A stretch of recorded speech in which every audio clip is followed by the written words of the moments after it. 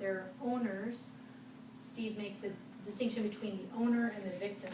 So the owner is someone who takes control, is taking responsibility for their lives, takes control for their outcomes. And then the victim is the person who feels like things just happen to them, and so they tend to feel more helpless and powerless in life. Then people who are fearless, the road to mastery is paved with fearless practice and ongoing improvement. So they realize that practice and improvement in skill is a part of this. And they learn in order to expand their service to others.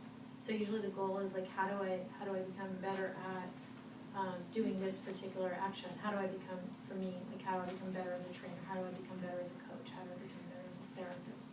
Those kind of questions are there for me, or as a parent, or as a partner.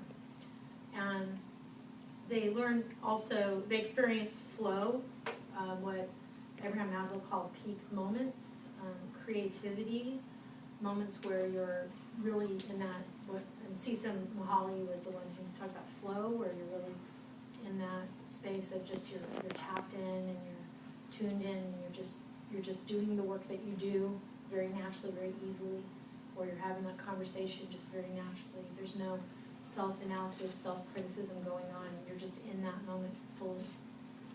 Jedi Masters, so let's look at them for a minute. They follow inner principles. They have various principles that they are guided by. They take responsibility for their own learning. They're into practicing. They practice their new skills, like that picture of the one-handed handstand that I sent you guys. I hope everybody was practicing that.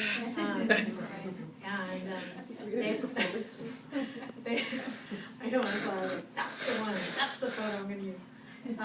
They exercise their own discipline with the purpose of mastery. So it's, they have this purpose inside of what they're doing. Like, they want to master the skill. And there was a quote that, I'm not recalling who said it, but it's basically like, I fear more the person who's played 1,000 games, but who's, I think this was for basketball, not who's played 1,000 games, but who's practiced the same shot 1,000 times. So it's like that practice and discipline for mastery. They seek to learn in order to grow their inner light force. And there's a lot of analogies between light forces and the good emotions, the high energy state, the state of creativity and flow. They release attachment to how things are supposed to turn out, and they're intensely present. So if something is turning out in a way that they don't like, they're shifting and they're moving and they're changing based upon whatever is coming toward them.